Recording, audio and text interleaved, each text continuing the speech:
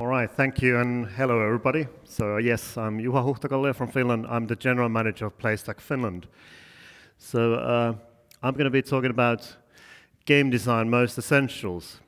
So I've been teaching game design now 10 years, and over the time I started with having like 200 slides, 500 slides. Today I have about less than 10, and I think when I do this 5 years later I'll probably have like 3 slides. So I get to more and more to the core of it. What is it all about? But first, a little brief background of me. I started in games when I was 12, so literally the first thing I did after Hello World was a game. And I worked on 100 published games. I've received like 30 industry awards. And I won the very big indie pitch in Helsinki 2016. And I've actually been also building Finland's biggest game education 5 years prior to this, where I put together all capital region schools and started in projects which actually consider the whole Finland now. I worked at Digital Chocolate, Housemark and Kuuasema in various roles. So I started as a programmer, I've been project manager, scriptwriter, lead game designer, design supervisor, lecturer, head of studio, and so on and so on. So now I'm running the studio of 19 in Helsinki. And so I used to be, like a year ago, I was still a developer. I was on the other side of the table looking to get funded, to get published. So now I'm with the publisher on the other side of the table, hearing those pitches. So this is PlayStack in short. So we're part of three parts. PlayStack is the publishing part. Play Fund is the fund to fund the games. And Play Ignite provides user acquisition funds and project funding. And we're a bit different publisher in the sense that we don't go for your CPIs. In short, we're looking for the next fortnight today. And that means if we find that, we can provide you additional services on that, being funding, mentoring, advising, and even technical support and help. Because that's what we want to find now. And if you think of us, I think all game companies, they want to have some advisor with them. And with PlayStack, you get 30 of those. And these guys are with absolute big backgrounds. Anything from electronic tasks to singer and so on and so on. There's a really, really strong theme there. But, okay, I'm here to talk about game design in 30 minutes. So I'm going to be doing a miracle today, right? And I think we have 27 minutes left. So what should we talk about game design? What is game design? Well, first, I think games is the only reasonable thing you can do with computers. Come on, don't do Excel. But I think this is one thing. But this next is also very true.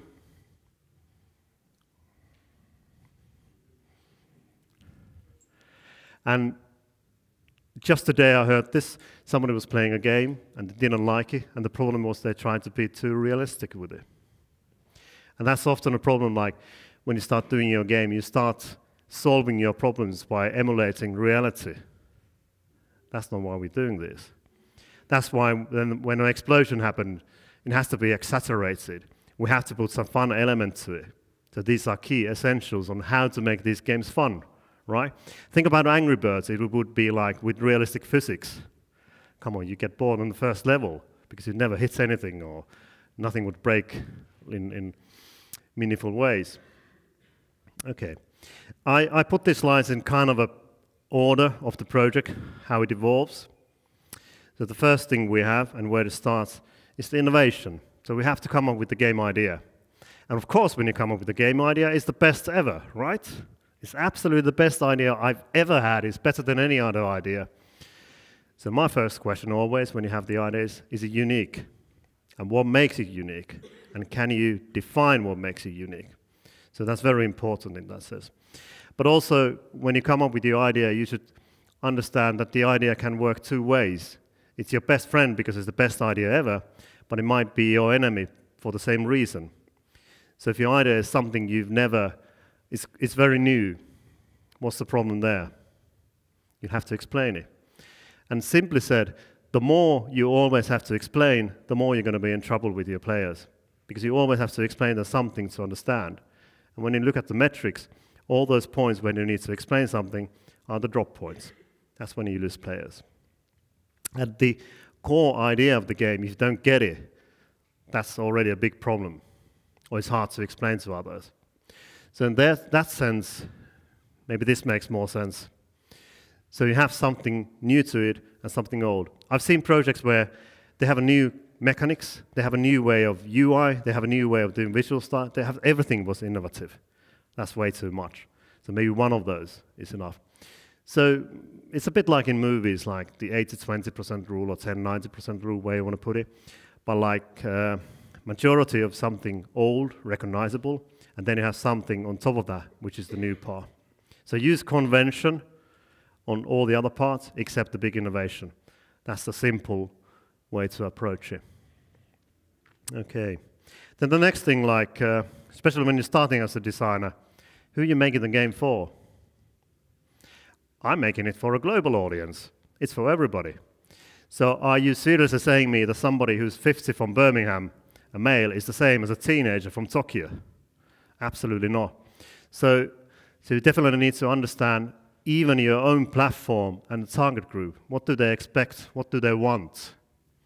What are they looking from the game? So you really need to understand this target group. Simplest way is to make like a form, one paper per you describe your target player, and then make those like as many as you do, and then you think like, how would they play this game? And soon you realize, oh, maybe this one wants a leaderboard, and this one wants achievements, this one wants some character-related stuff, kind of thing. So you need to think of these like, who is actually really your target group, in addition to you. Then what keeps surprising me is that even here, I saw lots of RPG games. I've seen a lot of RPG games, and okay, RPG, space, I call this the aquarium syndrome. So let's put it in an aquarium, new great puzzle game. What other themes are there in the world? What other places could there be? And it doesn't matter what it is, as long as you find what's the best possible fit for your game. So whenever you have your game idea, take the theme away, put another one in. Take that away, put another one in, and until you notice, uh-oh, this one doesn't come off. And this one explains what all our items are, how they should work, and make it logical. And this avoids you explaining everything. So it's absolutely worth playing around with the theme and utilizing that. Then, okay, so now we have the game, we have the theme, we have the idea. Next you should think of the actual gameplay. So you have some mechanics to it, but what's the goal, what's the challenge, and what makes this unique? I think these are typically kind of like the basic problem stones in any game. Like it's not clear what's the game's goal, or what's the challenge in it, or the challenge isn't clear enough. So these also, when I look at games and game concepts, these are what I look at. Are these clear and obvious and meaningful? Then also, as a game designer, you should understand quite a lot like, why do people play games? What makes them play those? The simple psychology or motivation behind there. So like, and these can differ. And again, this comes to the target group in the sense. So you might come for various different reasons, being that collecting, construction, exploration, or socializing, or all of these. And then once you identify these, you can identify how the players will like this, or what are the kind of services I provide for these in our game. If you look at Supercell games, they kind of cover everything. And they kind of, when you start the game, they're trying to profile you and adjust the game a little bit according to you and provide these based on that. That's kind of the top notch of doing this. But yeah, this is also to understand like, why do people want to collect stuff? What would be the thing that they would want to collect in the game? And what do I want them to collect also in the game? Defining these easily. Then we have, so after we have this, okay, we have defined what's in our game and why we want them to play. Then the next problem probably is that, did we do it simple enough Is that easy to understand? Is that easy to grasp? And I think a very simple exercise on this is explain it to somebody else in 1, max 2 sentences. If you need to use 3 sentences, you're probably in trouble. That's pretty good, simple rule. So you need to have things quite simple. It's after doing games 20 years, it still never stops to me amazing like how simple you need to do things. They just need to be that simple in many cases. So you take your game and show it to people that are totally lost. They're totally all the wrong things. And it's not their fault. And this is one of the very core things, the understandability. So as a game designer, I mean, it's anybody can design a great game and great game mechanics and do that. But that doesn't take you there, yeah. You need to deliver that. And when you deliver that, you put in the UI, you put in the functions, you put in the buttons, you put in the text and all that. And somewhere there, you might make it hard to understand. So I see it's like, as a game designer, you're in a boat full of holes, and all those holes are design errors. You need to fix those to keep your players in the game before the boat sinks. So that's kind of like how it happens. Here's one very simple sample of this. This was a student game I once saw. So they had a house on top of a hill, and the player was on the hill looking at the sea. And the game started, and they were wondering, nobody's going to the house. Our players are lost. Nobody. What should we do? So what should you do here? There's 20 methods of how to get the player in the house. Put a door there, have it a bit open, put light coming from there, have a window, hear some noises there, hear some music, have a footprints there, have a sign there, write it on the sky, and put like storm there in the sea. So this is kind of like the communication to the player, like how do we make sure players do what we want? And that's also very important to define that. There's something you want from the player. You should make it obvious how to get there, how to accomplish that. And yeah, but often I hear this. Yeah, we'll fix it in the tutorial. Yeah, we'll write it in the game text. I don't think that's a design fix. If you look at, I'll use Angry Birds again as a reference. If you look at Angry Birds in any screen at any point, I'd argue people get it. If they've never seen the game, they know what to do. On the other side, you have balls in a slingshot. And the other side, you have something that looks like it's going to break and collapse. It's quite obvious what's happening there. You don't need any explanation there. And this is where you should aim to go. So that's also why I think the theme is very important. So when the theme explains these things, and you don't have to do the additional work there, it's getting there. It's much better. And then you have less holes in your boat. Yeah? It's not sinking so fast. And yeah, this comes constantly, and the other one is on the text. And I'll tell you, nobody reads the text. And people say, of course people read the text. And I'll tell you, maybe 20% of read that, and the 80% doesn't. So you want to lose the 80% and count on the 20%, and the 20% might not even get your text. So yeah. Here's another very, very simple core game design task to kind of see like, and I think this is kind of like a designer test. So let's say we have 2 caves. The player has a sword, he has a health bar, he has some coins, and you're the game designer. You have monsters and money bags. What do you put on the cave left? What do you put on the cave right? I'll give you a minute or two to think about that. What would you put on either cave?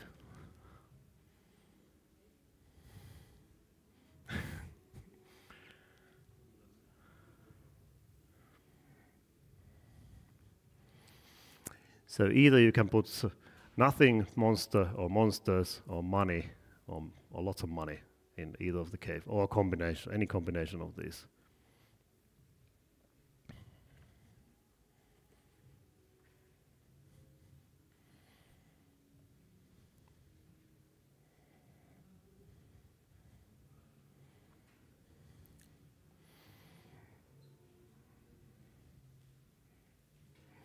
Okay. Ready?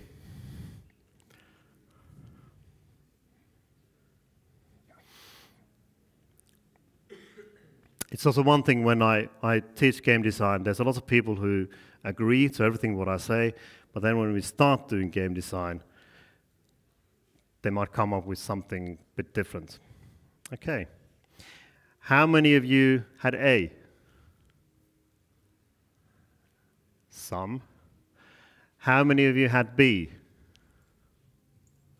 Nobody? What about C? Yeah. D. E. And F. Okay. The correct answer, so to say, is E. In A, you'll always go for the money. In B, you always go for the money. In C, you always go for the empty. Because why would you go and fight a monster? Why would you risk that? In D, you'd probably go with the money, always. Because there's only one monster. And in F, again, you'd go only for the money. So why would we go for E? So one core thing also is that when you have the game, it shouldn't be controlled by you.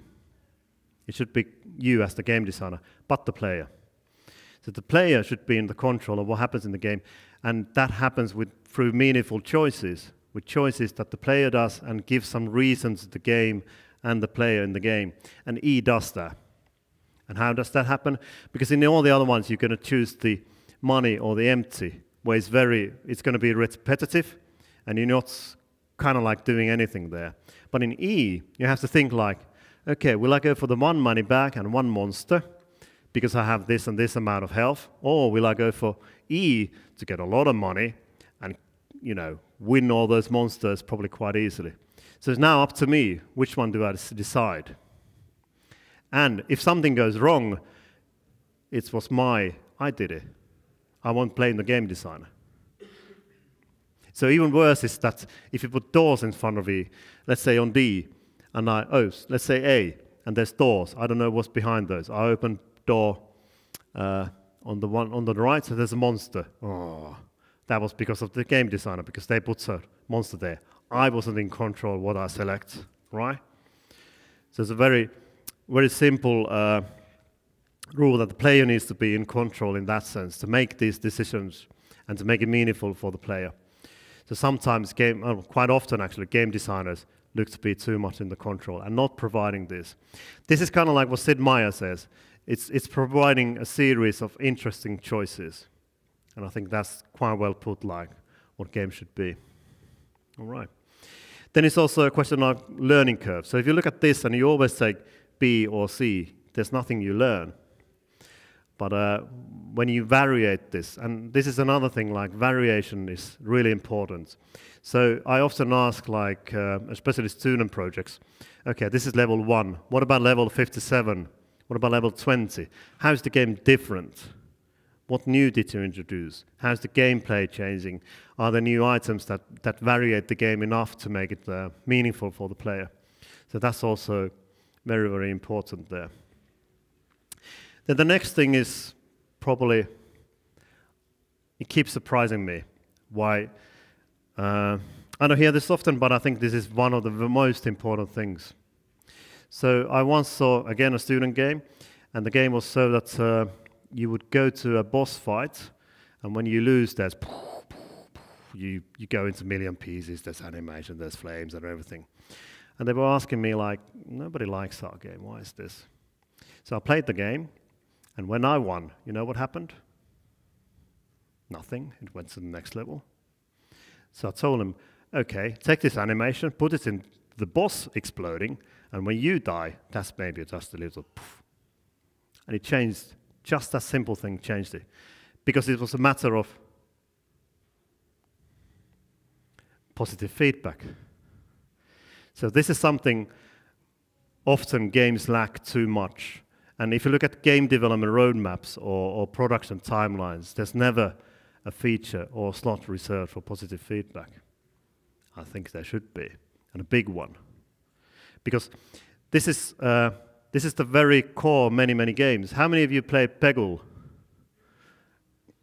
Okay, so you who played Peggle Peggle is a lot about getting a lot of explosions and positive feedback and nice text and, giving you the feeling like, oh, you're doing well and things are going right. I'm taking that all off now. Would you play the game still? No? No? Yeah. So I think that's a good example of how powerful that is, how strong that is. But now if we put this all together, we come to this. So if you look like the player life cycle, you start, okay, this is like how you come to the game as a player. So the first thing is you're going to ask like, what is this? How do I play this? What do I do in this game? If you don't get the answer, you probably won't even download it from the store. So you need to be clear already there.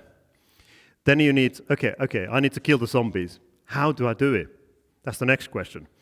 If you don't get the answer, again you're going to quit the game. And again we had a too big hole in our rowing boat. So you need to answer that also clearly and obviously. And a little while later you'll start to ask yourself, why am I doing this? That's like the meta goal and the long-term goal in the middle there. But as soon as you know this, you come to the game. Okay, first thing you need to have is a goal. You need to have some goal in your game to achieve. And that should be obvious. Like I showed you the house on the beach or the rock, like it should be obvious, what should I do? If you're looking at the sea and you should go turn around and go on the backwards, people quit it. So it needs to be clear. So now I know my goal. My goal is to go to the house that I see there. What's the challenge? Well, there's zombies on the way, so I need to whack them. That's my challenge. I don't have any weapon yet. I do that. I get to the house. What happens then? I get a weapon. And what is that weapon? That's my reward. And when I get that, that's where I get the satisfaction. And that keeps me going. Then I get a new goal. Okay, in the next door house, there's a little girl. I need to save her. So that's my goal. The challenge is there's new zombies, which are more difficult. I do that. I get in the house. I get a shotgun. So this is the basic loop of it. And of course, this reward can be much, much more bigger depending on the game. But yeah, while doing this loop, when you get to play in this loop, somewhere at that point you're asking, why am I doing this? Then comes the big picture in like, okay, I'm to save the world. Okay, that's why I'm here. That's my long-term goal. Surprisingly, many games have that as their long-term goal. But this is kind of an image I'd like you to burn in your minds. This is kind of where you need to lead your players and keep them in that loop. Yeah? Okay, and as we're talking about game design, we should talk about game designer. We're going to do that in 1 minute. What is game designer about? I think there's two things, and the other one kind of, as a quality for a game designer, summarizes these. It's about the communication. So you can have the best ideas ever, you can be a really good game designer, but if you can't express those or tell to others, or there's no point in it. So you have to be able to communicate those. So I can't draw, I can program, but that's not a requirement. I can draw enough to communicate what I want, what buttons I want in the screen, what I want to happen from those. And that's enough, then it goes to the artist. But I need to communicate this to the developers. And as a game designer, that's something I do all the time, every day. I need to do.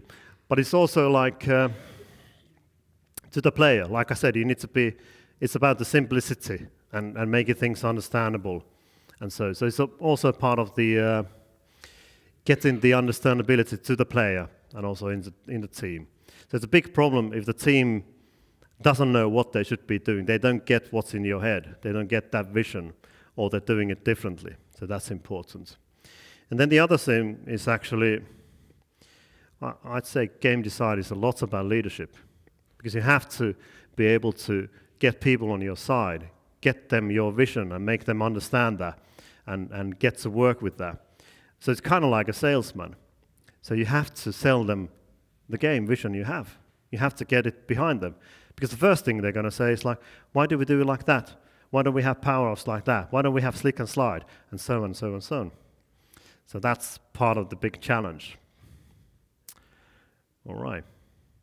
I've done this This is available at Video Game Designer Online. So this is a game design canvas.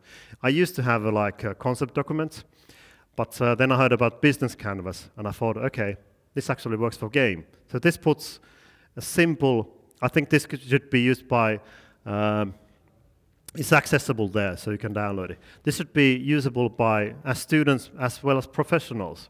It forces you to cover this all in a very small space. And it actually forces you to fill every one of these, because that's also common that you miss something of these. Yeah. And then it's also, this site is full of game design stuff. So I took a look actually in the internet. I think there's nothing as extensive on game design as this one. All right, thank you. Any questions?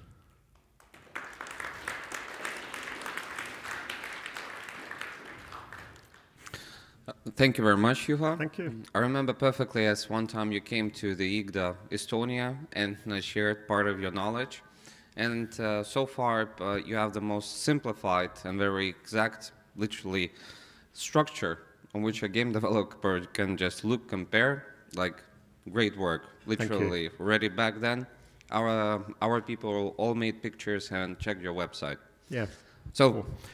Yes, and I got very good feedback from people then on the website, so I improved on that. Yeah. Yeah, it's a secret tool. Definitely remember the website. So, questions.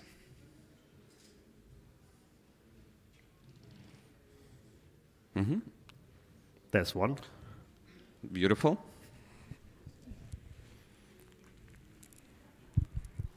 Hello. Hello.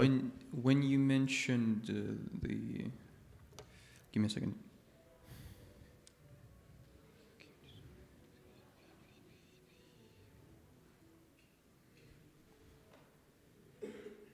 I'm sorry, I'm having a brain fart. When you have a concept for a game, right? What are like the best ways to know exactly what is the target audience going to be for that exact concept? Reference is always good. Look at other games similar and see what their audience is. Mm-hmm. If there's no reference games like that, then it becomes trickier. But then also it's not so simple. So you might be doing a game similar, but you want to target with the same game different reference group, and that might be actually your business idea. Yeah. I see. Thank you. Yeah. Okay. So, any more questions? You can ask here very complex questions. You have here a very high-end player.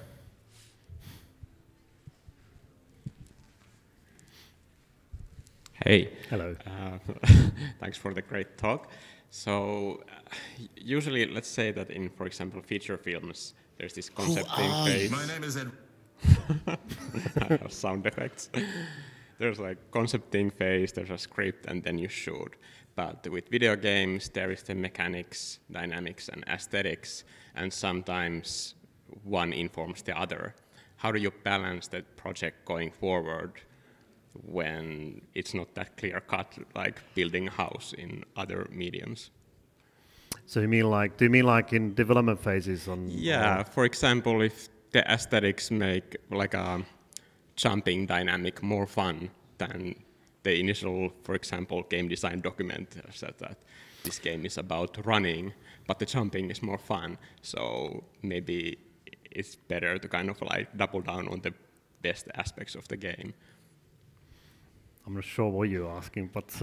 I mean, like, how do you balance going forward with the project and having this kind of like level of experimentation?